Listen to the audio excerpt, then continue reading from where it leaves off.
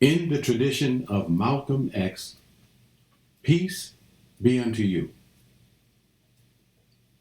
I used to eat peanuts. And every now and then, I'd open a peanut shell, but it wouldn't have any nuts. Empty. And of course, that struck me as odd. But on the other hand, it reinforced in me when I was very young that the odds are, the chances are, that you're going to get some peanut shells that have no nuts. We, descendants of slaves in the United States, have defied the odds. In fact, if we didn't know better, one might think that it was normal to get a bag of peanuts and open every one of them, only to find that none of them have nuts in them.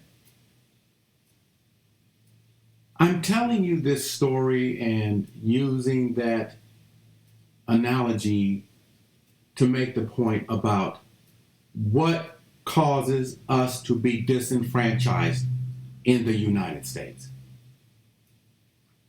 We have so many bourgeois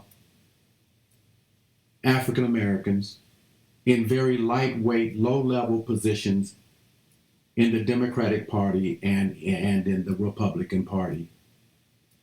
They have no power, and they follow the party line, whatever it may be, depending upon what is in the power interest of the leaders of those parties. And they go along with the pretense, acting as though they don't know what the core problems for us African Americans who are descendants of slavery, what those core problems are. But let me say, at the core of what causes us to be disenfranchised in this nation is poverty and education.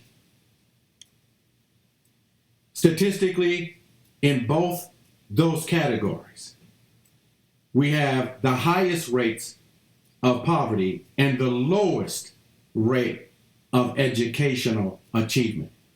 Even the majority of the PhDs that are granted to African Americans are PhDs in education administration. Virtually zero in the sciences. Now, from the founding of the colonies and the United States, we were imported as commodities to be used as a source of free energy, or, in other words, cheap labor.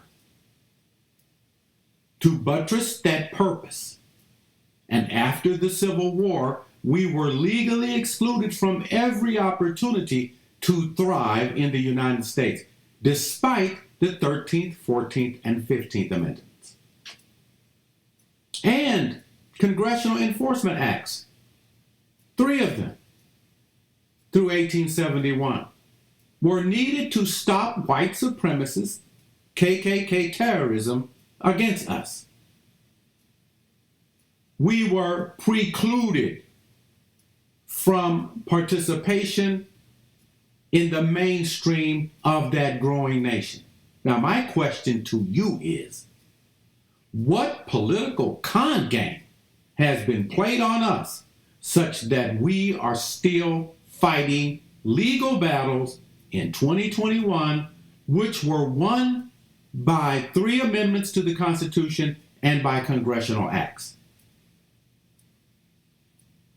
The answer is because white supremacy is alive and well in the United States, and a significant percentage of African Americans serve the power interests of white supremacists.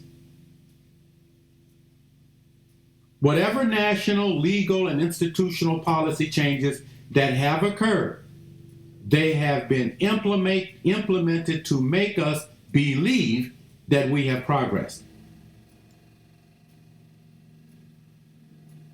But such changes always occurred within the context of a changeless caste status for African Americans. Thus, there was no progress. Actually, no substantive change for descendants of slavery. For us, there is no nut in the peanut shell. Now, at this time, existential threats to African Americans transcend what legal options we may have. Those existential threats are increasing exponentially due to climate change. But at the micro level, within the context of our local lives, a derivative and even more immediate existential threat faces our communities, our neighborhoods. That threat is the urban entropic effect. The urban entropic effect. There are more socially disabled people in our neighborhoods than socially enabled people. And like the ratio of birth and death rates, that imbalance is a sure sign of impending ethnic extinction. The evidence towers over us at a tsunamic level. For instance, dilapidated city infrastructure, the normalization of functional illiteracy by media, the loss of jobs which pay livable wages, increasing homelessness, mass incarceration, and the correlative growth of a powerful anti-culture in black neighborhoods with its attendant degradation of more inner city children, food deserts, and the correlative health problems such as diabetes and high blood pressure, which stem from people's dependence on junk food, viral pandemics, which have already caused a decline in the average lifespan of African Americans within 1 year, and white supremacist mass co-optation of educated African Americans all portend a nightmarish disaster for descendants of slavery by the year 2040. This is the most serious issue in the last 2,500 years. If at the end of the day, politics boils down to self-interest and the necessity, let me repeat, the necessity of immorality, then white supremacist power elite are absolutely and categorically concerned only with their interests, not the suffering of and justice for descendants of slavery. Thus, climate change, all other things being equal, in these times of extreme global resource scarcity, in these times, I do not foresee descendants of slavery surviving in the United States beyond the year 2050. There are too many imbalances at the macro level and the micro level. The path that will be tumultuous lies before us. It will pull the rug from under the world powers, bringing to the floor all players. As the U.S. declines in power, there will be a proportionate increase in an already inflated global power vacuum. That, combined with climate change, will make hell on earth for the scant 100 or so millions who cling to life.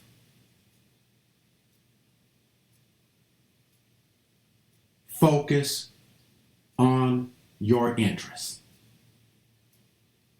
Focus on your family. Focus on your neighborhoods. Because if you don't,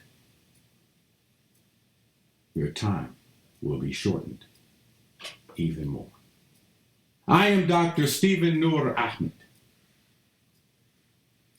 Peace be unto you.